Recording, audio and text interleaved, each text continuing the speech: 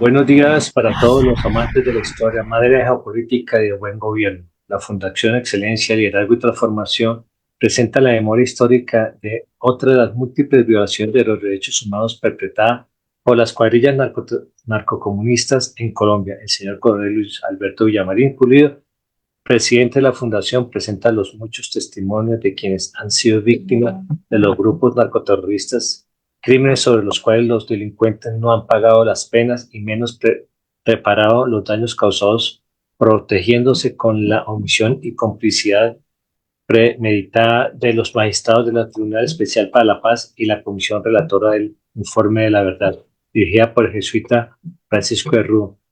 Dos organizaciones en donde se han infiltrado simpatizantes del perverso comunismo con la intención de evadir la justicia, inculpando al Estado de los crímenes cometidos por los grupos terroristas. Para ello, la Fundación los describe en capítulos diarios con la veracidad histórica de quienes sufrieron las agresiones, porque se podrá engañar a algunos por un tiempo, pero no a todos por siempre.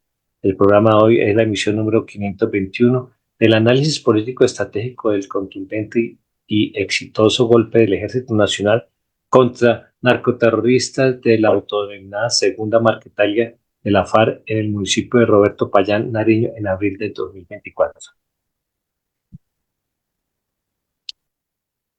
Bueno, muchas gracias, mi coronel Ortiz, muy amable. En el día de hoy tenemos un programa muy interesante que es la reconstrucción de una operación que realizaron las fuerzas militares la semana pasada, sí, una semana, en los límites de los municipios de Roberto Payán y Mosquera, en el departamento de Nariño, en la cual fueron dados de baja en combate 9 delincuentes, se les incautó una gran cantidad de armamento y se puso en jaque a una estructura criminal que ha venido asolando la región y agrediendo al país con el argumento de que son la resurrección de las FARC, de lo cual nos queda mucha duda, ya que siempre hemos planteado aquí en este escenario que el pacto Farsantos dejó muchas cosas sin aclarar, entre otras la presencia de los grupos que controlan el narcotráfico y toda esta guerra que está pasando en diferentes regiones del país entre las diferentes supuestas disidencias de las FARC y otros grupos son específicamente por el control del narcotráfico. Creo que hay un cordón umbilical fuerte y un tema por resolver. Adelante, mi coronel.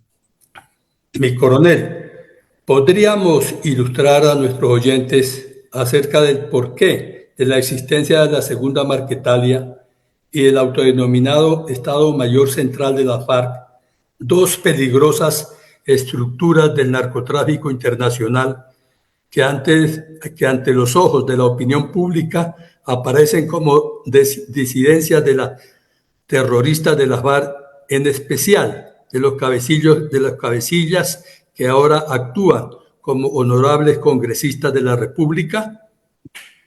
Bueno, mi coronel, hemos venido reinsistiendo en esto porque es un tema que le debe quedar claro a todos los colombianos, nos debe quedar claro a todos los colombianos y a todos los oyentes de dónde es que surge esta nueva etapa de violencia tan atroz y que por la pandemia y luego por la elección del señor Petro y luego por la forma como ha desgobernado a Colombia, ha pasado como en segundo plano y con este ya es el tercer programa que vamos a reinsistir en estos puntos para que quien los vea, los escuche, los analice, nos quede a todos muy, pero muy claro dónde está el problema.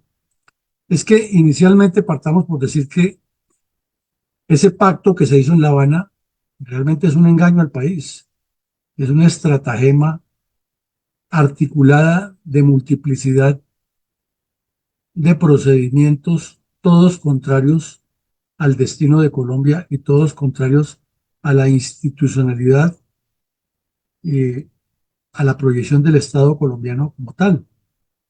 Es la entrega de la soberanía a una agrupación de delincuentes que siguen empeñados en seguir destruyendo el país, continuar destruyendo el país y no entrar en ninguna transformación. Y aterra es que después de 310 páginas de imposiciones con una connotación constitucional, otros grupos y los mismos que no se acogieron o que se acogieron y luego eh, renunciaron, están pidiendo más y más y el gobierno débil, laxo, corrupto, descompuesto, sigue cediéndoles y entonces estamos en un caos en el que se suma dinero a raudales del narcotráfico, delincuencia disparada, fuerzas armadas maniatadas, instituciones debilitadas y la sociedad completamente desinformada en su conjunto, sin que se vean luces para resolver esto, porque además los partidos políticos empeñados en una rapiña artera por buscar cargos y puestos en el 2026, en campaña ya desde ahora, eh, alrededor de sus potenciales candidatos. Entonces, un esquema que si no se le pone foco y se determinan objetivos, pues vamos es a una situación igual a la de Libia o la de Yemen o la de Sudán, donde cada grupo que se arme y salga a presionar a los demás va a ejercer territorialidad y va a terminar balcanizado el país a ese ritmo. Recordemos que a las FARC les dieron 10 congresistas, se las regaló el Pacto FARC-Santos y 10 congresistas que fue sacar a criminales de la peor laya y convertirlos en legisladores colombianos, como si después de haber asesinado la vida en primavera durante 5 décadas, en lugar de ir a una cárcel, el premio era colocarlos a gobernar el país o a gobernar desde el órgano legislativo, y lo lograron con sus UTL y con más de 2.500 terroristas armados ahora trabajando en el sector de la seguridad y muchos de ellos la seguridad privada de estos delincuentes, otros de jefes de unas organizaciones comunitarias, etcétera. Y entonces, dos de los congresistas, el señor Santrich e Iván Márquez, que ya tenían un plan preconcebido con el mal llamado secretariado de las FARC anterior, incluían la toma del poder mediante una combinación de formas de lucha y una cercanía persistente con el narcotráfico. Les era muy conveniente, como en efecto quedó en claro cuando el señor Márquez fue señalado de estar negociando con Santrich y otros bandidos el envío de 10 toneladas de coca a Estados Unidos y se produjo la desbandada de estos delincuentes con sus seguidores para formar lo que llaman la segunda Marquetalia y entrar a hacerle competencia a las cuadrillas de Gentil Duarte e Iván Mordisco, que desde el principio se han declarado en rebeldía. Ocurrió también en esos días que uno de los subalternos de Iván Márquez, un ecuatoriano que le decían el Guacho, secuestró y asesinó 3 periodistas, se petaqueó una reunión latinoamericana que había de mandatarios en Lima y puso a Colombia contra la pared frente a lo que era el pacto FARC-Santos, que inmediatamente el señor Santos salió a defenderlos y dijo que esos no eran las FARC que habían firmado con él, sino que eran unos delincuentes, que eso no tenía mayor incidencia y que la paz perfectamente posible era una realidad. Y mientras tanto el señor de la calle había hecho parte de la farsa y de la descomposición de Colombia en Cuba, que se lanzó de candidato presidencial en un evento que es de lo más cuestionable que hay, porque había en el Partido Liberal otro tal Cristo, que no lo conocía sino Santos, que lo puso ministro del Interior, de candidatos, y gastaron una multimillonada de pesos para escoger el candidato del Partido Liberal con una ridícula cifra de menos de 300.000 votos. Entonces cada voto salió casi costando como 1.000.000 de pesos al Estado colombiano, de quienes escogieron a De la Calle. Y como era de esperar, en las elecciones De la Calle fue eliminado en primera vuelta porque no daba la talla y nos costó a los colombianos tener entre un personaje con antecedentes delictuales, que es el señor Petro, y el señor Duque, que no pudo gobernar. Todo esto se nos olvida, pero es la realidad de lo que pasó. Luego, ocurrió la fuga de Santrich, que fue paralela, como lo decimos, con la muerte del Guacho, ya la hemos explicado ampliamente, no la repetimos, y comenzaron todas esas divergencias de Gentil Duarte con los cabecillas, tanto de Iván Márquez como los cabecillas que estaban en el Congreso, porque el hecho de que supuestamente se desmovilizaron no quiere decir que no son los cabecillas de las FARC, ellos serán los cabecillas hasta el día de sus nefastas existencias lleguen al final. Luego se comenzó a destapar esa complicidad abierta del cartel de los soles del gobierno, narcogobierno de Maduro, con la segunda Marquetalia y con el ELN, y un distanciamiento progresivo con las cuadrillas de Gentil Duarte, al punto que aquí estuvimos en la fundación analizando los combates que hubo en la frontera en los que se reunían la Fuerza Armada Venezolana, los círculos bolivarianos chavistas, las FARC y el ELN, las FARC de Iván Márquez, para combatir contra las cuadrillas de Gentil Duarte. Y les fue muy mal a ese círculo, porque las FARC desde luego tienen mucha más experiencia con combatientes y eran grupos que venían del bloque oriental, muy entrenado y muy exigido por el Mono Jojoy, y les dieron duros golpes a la Guardia Venezolana, al extremo que el señor Maduro tuvo que ordenar que suspendieran esas operaciones porque lo único que estaban poniendo era muertos y pérdidas de material y no tenían la capacidad de combatir contra Gentil Duarte.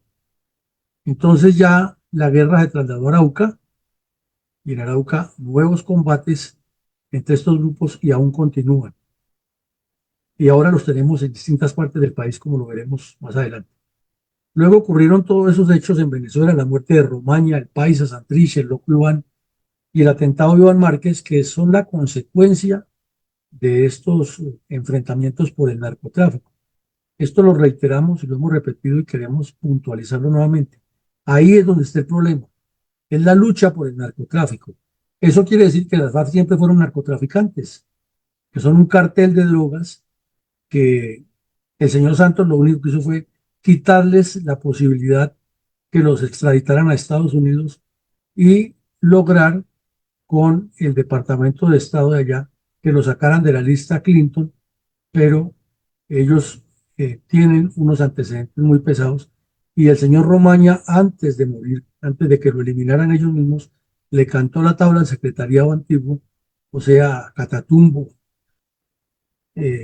Timochenko, a la concubina de Tiro Fijo, y les dijo frontalmente y abiertamente que ellos seguían, como dicen en su lenguaje, traqueteando, que estaban inmersos en el narcotráfico y que eh, habían coronado y no había sido exactamente a una reina. Y les dijo que le aclararan al país los kilos de oro que tenían escondidos en Cuba y las cuenticas que tenían en Suiza. Entonces, vemos que es comportamiento netamente mafioso, que las FARC son delincuentes y que deberían estar en la cárcel y no en el Congreso. Tenemos aquí también que la supuesta guerra de Iván Mordisco, la supuesta muerte de Iván Mordisco y el incremento de la guerra con el ELN se multiplicó y en el caso particular de Nariño, con las vivezas, entre comillas, del señor Petro, ha traído más violencia a un departamento que ya se había descompuesto, ya lo analizaremos enseguida, y terminaron unos grupos de las FARC unidos con el ELN para combatir contra Mordisco, y ahí vienen un montón de consejas y de suposiciones que están de moda. Entonces, ha habido unos intentos de unificación terrorista, tanto de las FARC, partidas en dos con los comunes, que es lo que les interesa, para tener todo el control del país y el narcotráfico, como entre los dos grupos de las FARC que están abiertos, armados, y con el ELN. Pero a eso se suma que el desgobierno de Gustavo Petro lo que ha hecho es echarle más cebo al candil, o más combustible a la candela, o más leña al fuego. Adelante, mi coronel. Para información de todos, ¿dónde delinque la estructura de la segunda Marquetalia? Delinquen en varias partes del país. Lo que pasa es que se han hecho más visibles en algunos sectores, ¿no? Como el Cauca, Nariño y la frontera con Venezuela. Pero en realidad tienen grupos en el Putumayo, como veíamos ayer, tienen grupos en el Amazonas, tienen en Ituango, Antioquia, están apareciendo en el Chocó confrontando con los gaitanistas, se encuentran en el Tolima, en el Huila, en el Meta, y antes de terminar su periodo, el gobernador anterior de Cundinamarca le anunció al país que estaban metidos también ya regresando a Cundinamarca. Y la señora Claudia López, que ya está en campaña presidencial desde esa época, inmediatamente salió a desmentir al gobernador y dijo que ella tenía controlado Bogotá. No sabemos cómo lo tenía controlado, pero ella anunció eso. Entonces están regados por todas partes, el Pato, en el Caquetá, el Huila, el Tolima, Cundinamarca. Es decir, tienen una ocupación geoestratégica más o menos similar a la que tenían las FARC cuando estaban integradas en un solo grupo. Y en respuesta a esto, también coincide que la agrupación de Mordisco está diseminada por el territorio y que lo que han establecido es una especie de fronteras invisibles donde en algunos casos se respetan ese tipo de áreas controladas, en otros confrontan, pero eso sí, siempre el problema de por medio es el narcotráfico y la coordinación con las milicias bolivarianas que no se desmovilizaron, con el Partido Comunista Clandestino que no se desmovilizaron y que siguen apoyándolos. Aquí lo curioso es que los bandidos que están en el Congreso, que son senadores, pueden ir a ambas zonas y no les pasa nada. Entonces uno se pregunta, bueno, entonces aquí cómo es. Aquí hay algo raro que no cuadra en ese triángulo amoroso, letal para Colombia. Adelante, mi coronel. Mi coronel, ¿cuáles son las razones para que las cuadrillas de la Segunda Marquetalia se hayan unido con los narcoterroristas del ELN en el departamento de Nariño, pero no en otras regiones del país? Mi coronel, esta historia sí que es larga. Esto es como para un libro o una película completa lo que pasa allá. Resumámoslo brevemente a ver si nos ubicamos todos en el tiempo, en el espacio y en los hechos. Más o menos a comienzos de los años 90 se incrementó la presencia del bloque sur de las FARC, que existía como una sola FARC, en el departamento de Nariño. Y curiosamente, durante los gobiernos de Parmenio Cuellar, Antonio Navarro y otros izquierdistas, se disparó el fenómeno de la narcoguerrilla en la región.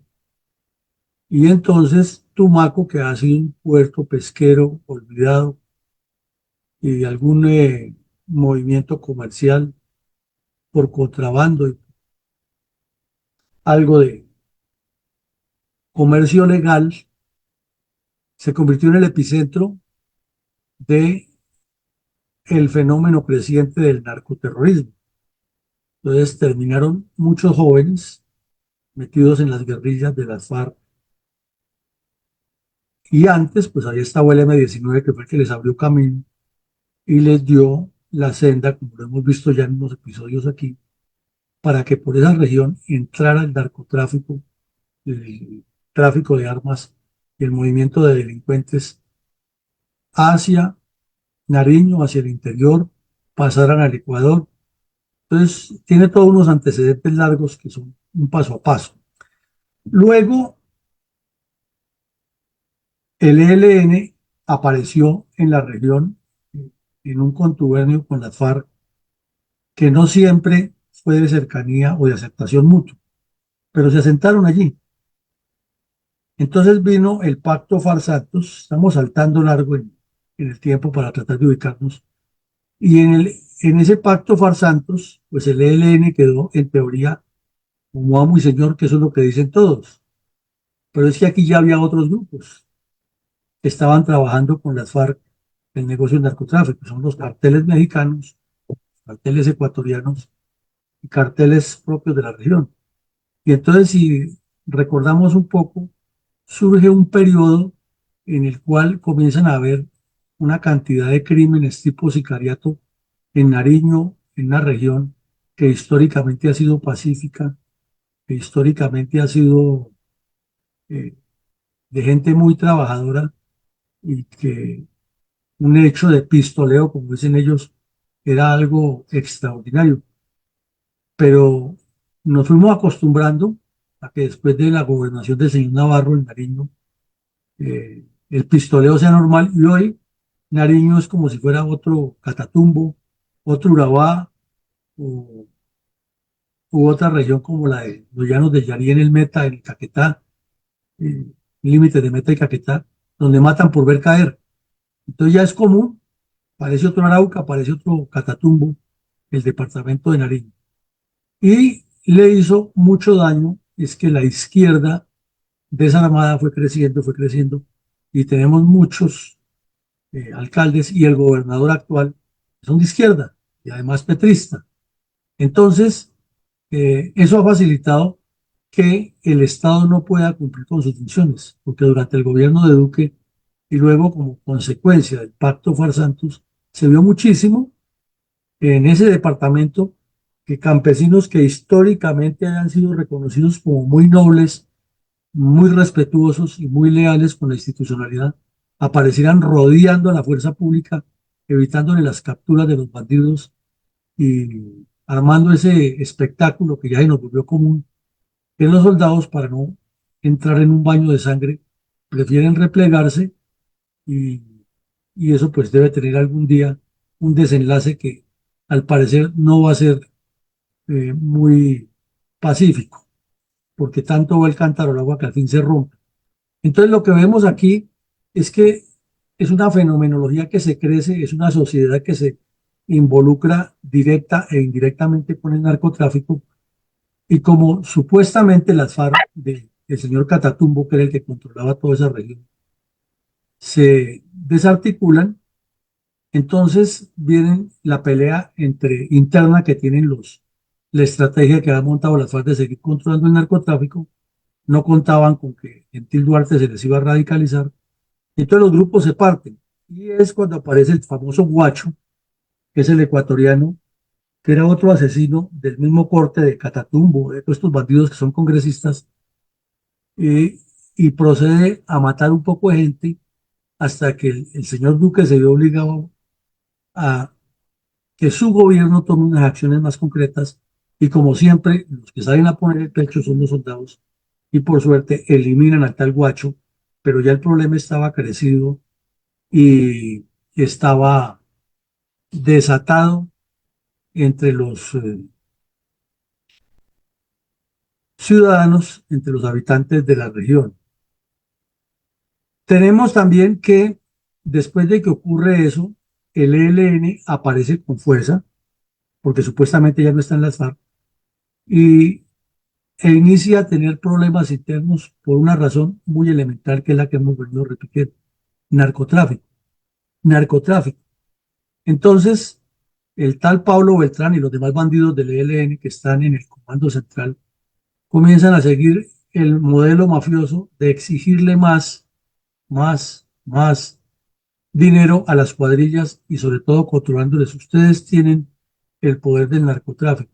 Y ahí, otra vez, el narcotráfico, la cuadrilla, dice, bueno, pero usted qué nos viene a exigir a nosotros si somos revolucionarios todos y ustedes mismos dicen, cuando hablan con el gobierno, es que el ELN es federal y es difícil controlarlo. Entonces, ese estratagema de engaño que ustedes están utilizando ahora nos favorece a nosotros. Si quiere dialogar, entonces dialoguemos internamente también, pero no nos venga a exigir que todo el dinero que produce la cuadrilla se lo entreguemos al comando central. Entonces, vean ustedes la pelea que tienen. Y el señor Petro, creyendo que él es muy hábil, llama al gobernador que es amigo de ellos y le dice, oiga, dígale a esos del ELN que negociemos directamente y hagamos diálogos regionales. Entonces aparecen haciendo diálogos regionales. El señor en comunicación con el gobernador. Y entonces reaccionan los señores del ELN y dicen, pues la mesa de conversaciones entra en un congelamiento hasta que el gobierno nos respete. Y ahí están en ese tejemaneje, pero lo cierto es que aparecen los bandidos de la segunda Marquetalia y le dicen a los del ELN, nosotros tenemos aquí un grupo que se llama Comando Coordinador del Pacífico, que se mueve por los 3 departamentos. Mordisco ha tomado mucha fuerza y vamos a unirnos para combatirlos. Entonces, ahora terminan agarrados a plomo entre los de la segunda Marquetalia en unión con el ELN contra las fuerzas de Mordisco. Pero no es porque haya una división ideológica, y en eso somos claros. Todos son comunistas y todos son bandidos. El tema es otro, el tema es el negocio de la coca, es el control de ese comercio. Y en medio de ese enredo, entonces, está toda la población civil que es víctima de mil atrocidades, que es manipulada por un lado y por otro, y que se ha dejado instrumentalizar para bloquear a las fuerzas militares. Pero como lo veíamos anoche, es que es una danza de millones de pesos y de dólares aterradora, de la cual ninguno de estos delincuentes va a renunciar, porque es un poder territorial que han adquirido alrededor de eso. Entonces, como ve mi coronel, en este breve resumen, lo que tenemos es otro capítulo bien oscuro de la historia de la violencia en Colombia. Muy bien. ¿Cuáles son las declaraciones del general Elber Giraldo acerca del contundente golpe a la segunda Marquetalia de la FARC en Roberto Payán Nariño en abril del 2024? En desarrollo de acciones ofensivas y de control institucional enmarcadas del Plan de Campaña Estratégico Conjunto Ayacucho Tiempo 2, en las últimas horas, las fuerzas militares con apoyo de la policía dieron un importante resultado operacional en contra de las redes logísticas y criminales de las disidencias de FARC, segunda Marquetalia, en el departamento de Nariño. La última operación en desarrollo inició en la tarde de ayer, un enfrentamiento fuerte con integrantes del bloque occidental Alfonso Cano. Llevamos al momento 9 muertos en desarrollo de la operación militar. Durante la maniobra militar se presenta un combate que hasta el momento ha producido la muerte en desarrollo de operaciones militares de 9 integrantes de esa estructura criminal. Asimismo, la incautación de 9 fusiles, una pistola, material de intendencia, equipos de comunicación, un bote y abundante munición de diferentes calibres. Sigue la operación y esto es un motivo de tranquilidad a la población civil, porque el esfuerzo que están haciendo las fuerzas militares es para garantizar la protección de la población. Y es de manera contundente cumplir con nuestro mandato constitucional. A esta hora continúa el despliegue operacional ordenado desde el Comando General de las Fuerzas Militares para ubicar a otros integrantes de ese grupo criminal y de esta manera avanzar en brindar las condiciones de seguridad y defensa en pro del bienestar de la población civil de esta zona del departamento de Nariño. Y decirle a estos grupos armados que el único camino que les espera es someterse a la justicia o adelantar el cese al fuego que el señor presidente de la República ha determinado.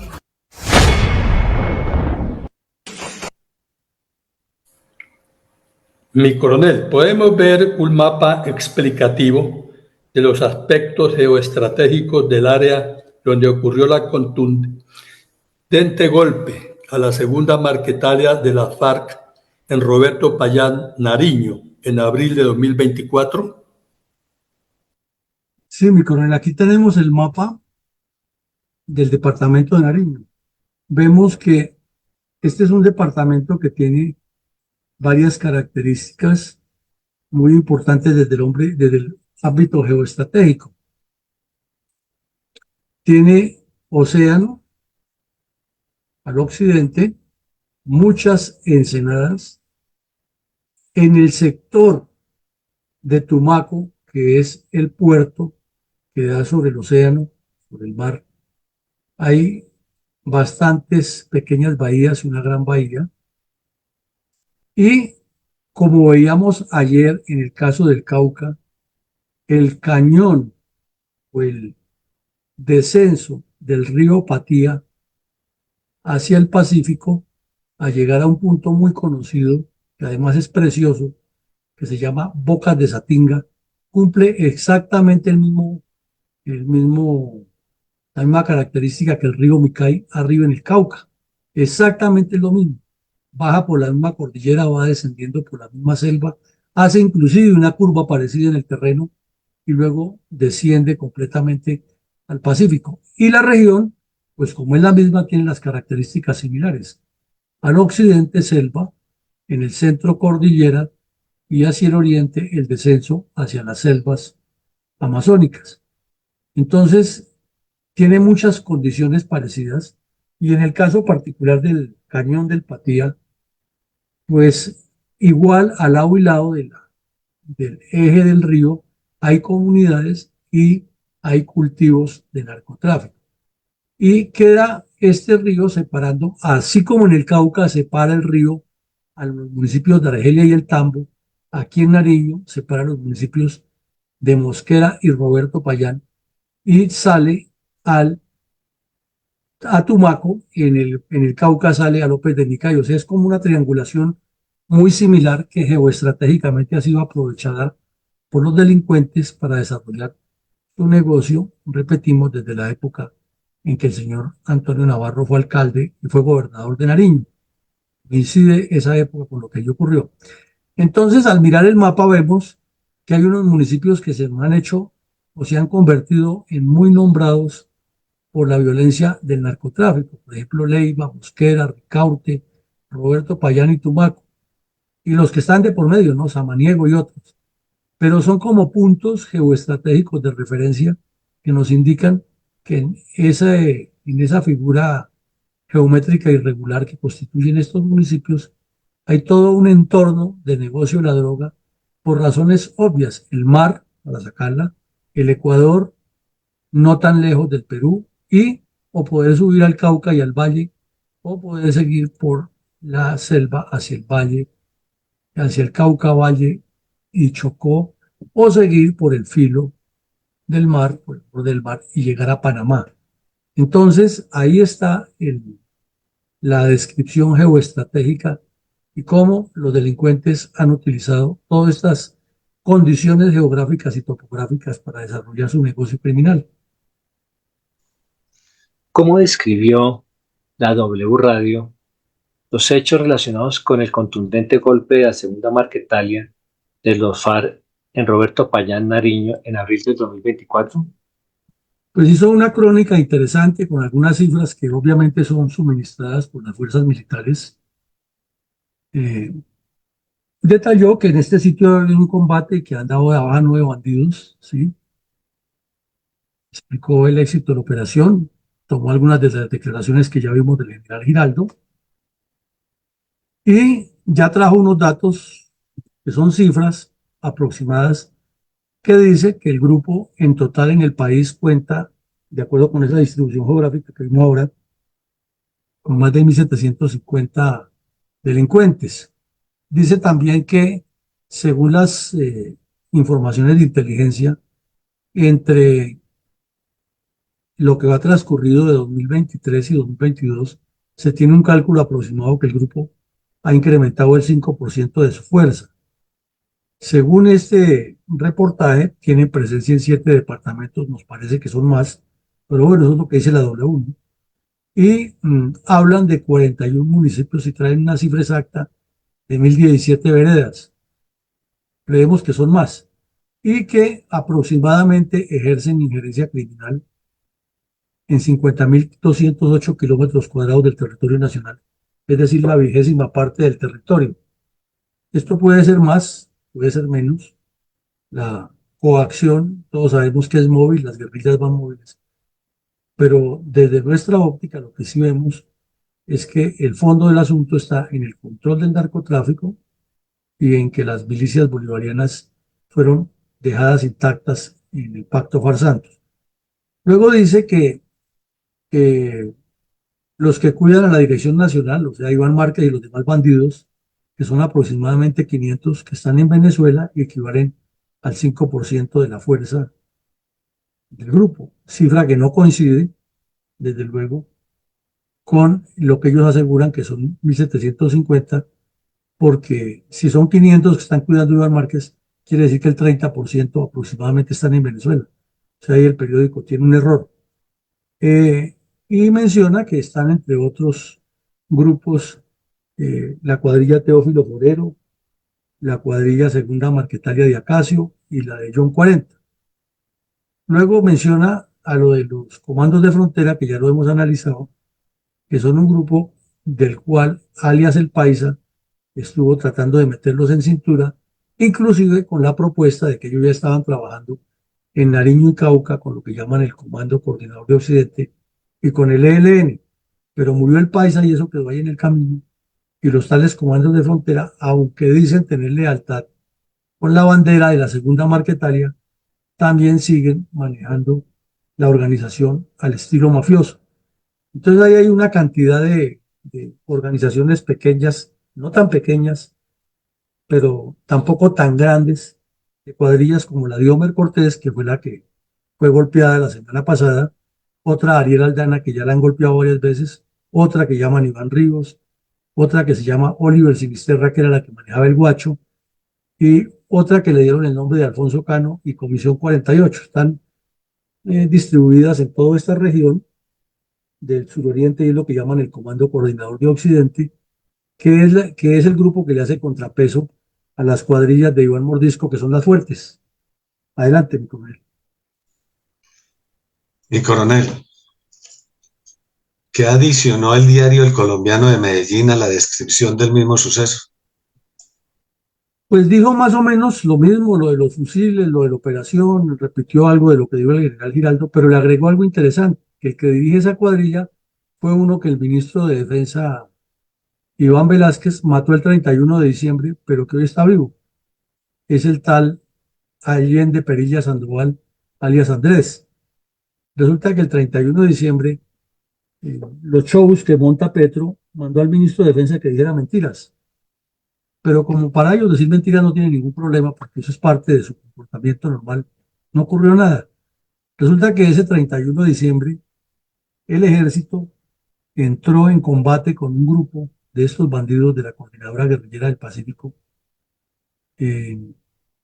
Claro, ¿no? Ahora estaba diciendo yo que Comando Coordinador de Occidente, no, esos son los de Mordisco.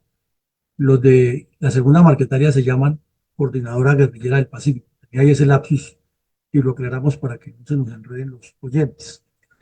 En ese combate cayeron un par de bandidos y cuando el ejército fue a tomar los cadáveres para subirlos a un helicóptero y llevarlos al reconocimiento de medicina legal y de la fiscalía, la población se los llevó y no dejó y se le atravesaron al ejército.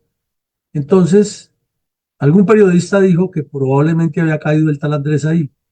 Y ni corto ni perezoso el ministro de Defensa, sin tener ninguna certificación de las tropas que estaban en combate, salió el 31 de diciembre a declarar que el tal Allende estaba muerto, así como hizo el ministro Molano y Duque cuando dijeron que este Iván Mordisco estaba muerto. Aquí pasó lo mismo y salieron a decir eso para que después tuvieran que echarse para atrás porque apareció el tipo igual que Mordisco, vivo y coleando. Estoy vivo, aquí estoy. Y a ese fue que le hicieron la operación la semana pasada y tampoco cayó ahí. Pero eso agregó el periódico El Colombiano como anécdota a esta operación. ¿Cómo describió el diario El Tiempo los mismos hechos en la edición impresa y electrónica? Le agregó como consecuencia de eso otro desplazamiento y ponen una foto de referencia, una imagen de lo que ha sido el desplazamiento de estas personas que tienen que salir, que es parte de la instrumentalización o del, digamos, mal llamado protocolo que tienen montado las FARC con esas comunidades. Ya es una instrucción permanente. El día que haya un combate del ejército con la guerrilla o de la FARC de Mordisco contra las FARC y el ELN de Gentil Duarte, perdón, de la Segunda Marquetalia, inmediatamente hay que sacar la gente. Ya eso es una orden permanente que tienen y lo financian. porque tienen el dinero del mundo para financiar. Entonces a la gente le pagan, a los que organizan y a los que tienen el control, para que hagan eso. Y les garantizan que los alcaldes tienen que darles la alimentación y luego pues allá internamente los manipulan, los controlan y los amedrentan. Entonces se volvió un ejercicio muy bien maquinado cada vez que hay combates de unos u otros, saque toda la población, haga el drama humanitario, viene la Cruz Roja y hace el show, vienen los negociadores amigos del gobierno y volvemos a la repetición de la repetidera y esto ya se volvió cíclico. Mi coronel, ¿por qué la edición electrónica de la revista Cambio asegura que luego del contundente golpe a la segunda Marquetalia de la FARC en Roberto Payán Nariño en abril de 2024, bajo el título La contundente operación no se detiene?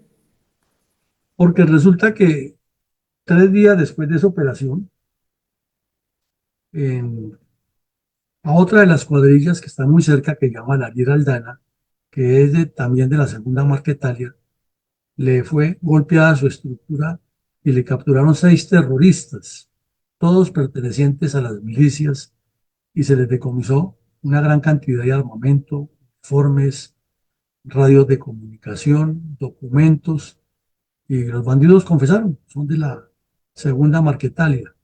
Entonces, eso nos va trayendo, o nos va llevando mejor, a ubicarnos que en ese sector el trabajo permanente del Partido Comunista Clandestino y del narcotráfico es imparable. Entonces, la respuesta tiene que ser imparable. Y por suerte, al señor Petro no se le ha ocurrido la genial idea de detener las operaciones y volver a hablar de cese al fuego, pero, ya salió el comisionado de paz diciendo que los acercamientos con Iván Márquez avanzan muy positivamente para iniciar un cese al fuego. Entonces vemos que el señor Márquez ha hecho lo que le ha dado la gana, ha estado en todas las conversaciones de paz con las FARC y ahora va a volver a engañar al pueblo colombiano. De remate, que varios de los capturados son menores de edad y entonces no hay tiempo ni siquiera de que la fiscalía los judicialice ni que las fuerzas militares los entrevisten para sacarle la información que tienen, sino que son entregados a bienestar familiar, tipos de 17 y 18 años que ya tienen de 17 y 16 años, que ya tienen un trasiego criminal largo y conviviendo con niños en los centros de bienestar familiar. O sea que eso no tiene ninguna explicación y debería existir una legislación diferente para el manejo de estos delincuentes. Bajo el pacto FARC-Santos, ¿alguna paz a los habitantes del departamento de Nariño y a los miembros de las fuerzas militares y de policía? Pero así como nos hemos concentrado y hemos sido reiterativos en que el informe del señor de Rux es espurio, pues con todo lo que hemos descrito hoy que sucede en el departamento de Nariño y con esta atomización de cuadrillas y multiplicación de grupos armados, con un gobernante nacional y un gobernante regional que están más interesados en el populismo y en atornillarse en el poder con el cuento de la paz total, lo único que vemos es el complemento de una farsa que parece no terminar y de una población siempre afectada, siempre agredida y siempre desconocida por quienes tienen el poder, tanto legal como ilegal. Síntesis, no trajo ningún beneficio.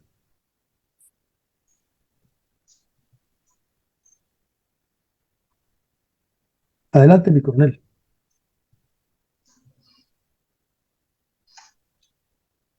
Escuchemos un minuto de silencio en memoria de todas las víctimas de la FARC, incluidas sus supuestas disidencias en los departamentos suroccidente colombiano.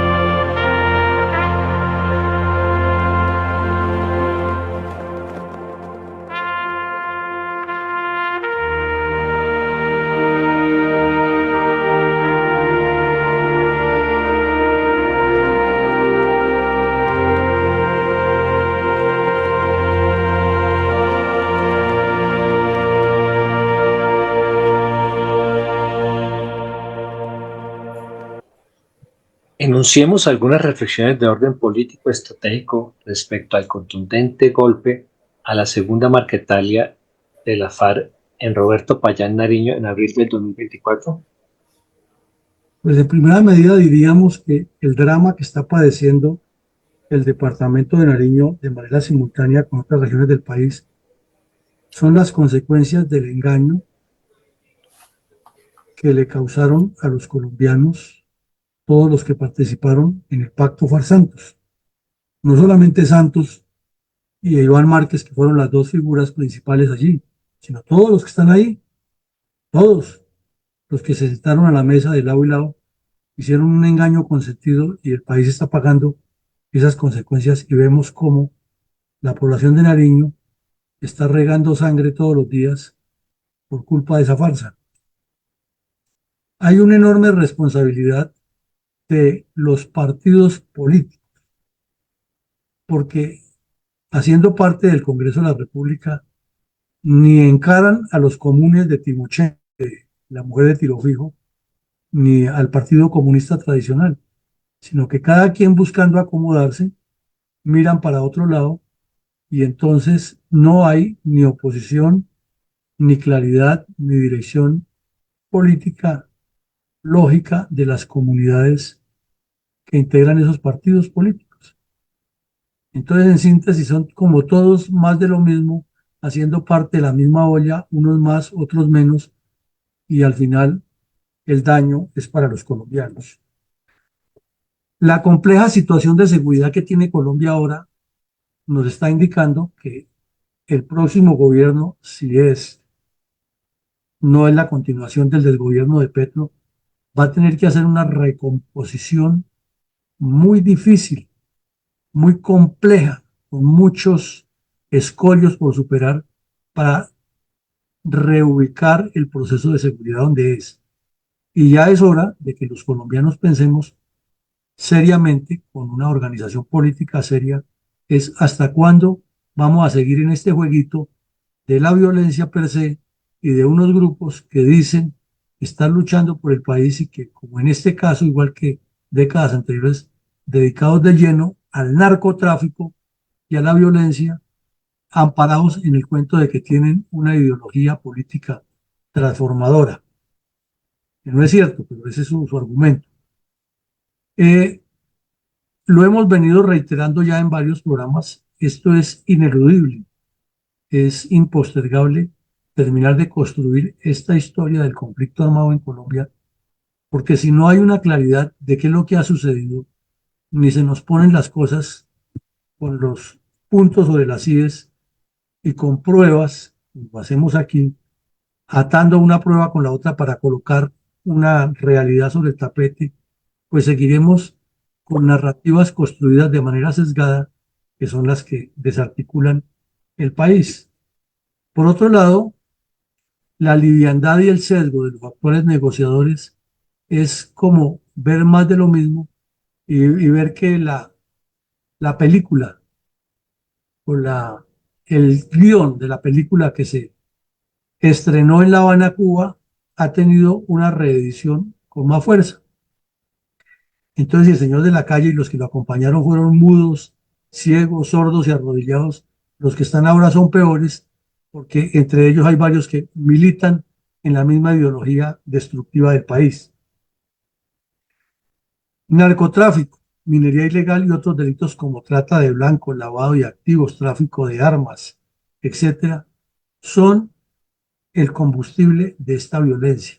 Ese cuento chino y barato de que los campesinos se arman porque el Estado no llega con obras y con soluciones es una cortina de humo que han tenido la izquierda armada y desarmada para seguir cometiendo todo tipo de atrocidades y crímenes. Aquí lo que vemos clarito es que es una pugna entre grupos criminales dedicados al narcotráfico, a la minería ilegal y a otros delitos gravísimos que violan todos los derechos humanos y, como lo decía la ONU en su informe, cometen todo tipo de transgresiones al derecho internacional humanitario con la venia del gobierno y del Congreso de la República, que con el cuento de la paz les permiten, les toleran y les soportan todas estas cosas. Luego tenemos que hay una necesidad de que la población colombiana integre los esfuerzos político-estratégicos en el campo civil y militar, pensando en que la seguridad es un tema no del presidente de turno para prolongar sus mandatos o para dar publicidad o para hablar de paz y de premios Nobel y viajes al exterior y paseos, sino para que el país se desarrolle armónicamente. Y eso requiere participación civil y requiere leyes claras, comenzando por la de defensa nacional y leyes de apoyo a la fuerza pública para que actúe de manera contundente contra los actores generadores de violencia, al mismo tiempo que se desarrollan procesos o se ponen en ejecución procesos de desarrollo en todos los campos del poder nacional, particularmente en el económico, el financiero y el de infraestructura, dándole las facilidades a los colombianos para que actúen en todos los procesos.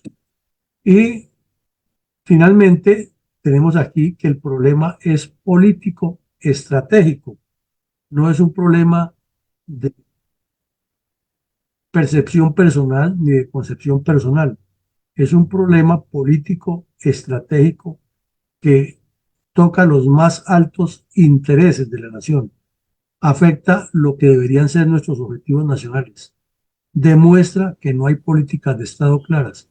Entonces, ante un cuadro como ese, se requiere que las respuestas y las soluciones sean de ese talante y de ese nivel. Entonces, pasamos al comentario del día. Adelante, mi coronel. Buenos días, mi coronel, nuevamente, y para toda la audiencia. Es la reflexión 521 del episodio de la memoria histórica contada por Fundelt, hoy martes 9 de abril de 2024, sobre el contundente golpe a la segunda Marquetalia de las FARC en Roberto Payán, en el departamento de Nariño, en abril de 2024. El episodio presentado hoy repite la historia de violencia de Colombia, su génesis y causas próximas, que como lo hemos venido diciendo, se vio y aún se debe, de un lado, a la ambición de poder de quienes se han creído con derecho a gobernar a nuestro país, que para decirlo sin eufemismos, fueron y siguen siendo los partidos políticos, liberal y conservador, de un lado, y del otro la implantación del Partido Comunista traído desde Europa, con una nueva ideología diferente al sistema capitalista. Expliquemos de la siguiente manera lo relacionado con el asentamiento del Partido Comunista en nuestro territorio suramericano. Este se impuso y se sostiene mediante la utilización de métodos combinados, unas veces con discursos de paz y otras con el empleo de la violencia, o ambos a la vez, es decir, con prédicas melifluas de amor al estilo de los clérigos de la ideología de la liberación, al lado de las acciones de odio y violencia, como las descritas en este y todos los episodios. Hoy presentó nuestro presidente de Fundel el contundente golpe propiciado por nuestras fuerzas militares a la segunda Marquetalia de la FARC en Roberto Payán. Muestra fehaciente de que cuando el gobierno deja actuar a las fuerzas militares actúan con profesionalismo. Todas estas violencias, como decíamos, provocadas por los bandoleros narcoterroristas que devastan nuestro país, extorsionan, secuestran y llevan a inocentes niños a engrosar sus filas. En fin, cometen toda clase de tropelías, mientras los gobiernos y la comunidad internacional se hacen los de la vista gorda, y quienes cuentan la historia la manipulan, sin ningún rubor. Mientras tanto, el Partido Comunista continúa con su plan, porque como lo hemos iterado, todo cuenta. Todo cuanto sirve para hacer daño en nombre de una revolución es válido para la causa, que en definitiva es la toma del poder. Lo dicho aquí no lo entendió la clase política, ni lo ha entendido de nuestro subcontinente suramericano, ni la academia, ni los empresarios. Tan solo se enseñan en las aulas de las escuelas militares, sin trascender a otros centros de formación educativas, de escuelas, colegios o educación superior, sin desconocer que nuestras universidades públicas han sido permeadas por esta macabra ideología y consideran válido todo acto de violencia que las confunde con protestas sociales o viceversa. También se ha demostrado de tiempo atrás y ahora mismo que los procesos de paz no han traído la paz a Colombia. Pero no solo eso, arrecian la violencia.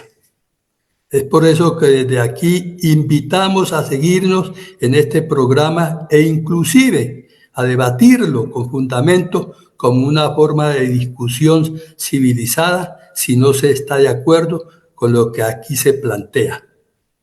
Extraña sí que a sabiendas de lo que nos ocurre con la destrucción de nuestro país por parte del comunismo narcotraficante, las clases políticas, el Congreso, los partidos políticos, la academia y otras instituciones privadas y públicas mantengan silencio frente al peligro que representa el proceso del llamado proceso de paz total. Mi comentario, gracias y feliz día. Muchas gracias, mi coronel, muy amables, completamente acertado lo que usted dice. Todo un contexto ideológico, un contenido ideológico político muy hábilmente manejado para engatusar a un país y una población víctima a la espera de que aparezca un partido político serio que le ponga orden y le dé claridad a la salida a este conflicto. Llegamos al final del ejercicio, los invitamos a todos a que nos acompañen esta noche en otro de los seminarios, talleres abiertos en que la Fundación Excelencia, Liderazgo y Transformación coadyuva a la construcción de estadistas con visión de estrategas, y mañana continuaremos con la memoria histórica aún no contada del conflicto armado en Colombia. Feliz día para todos y que Dios nos siga acompañando. Feliz día para todos, gracias. Buen día para todos. Para todos.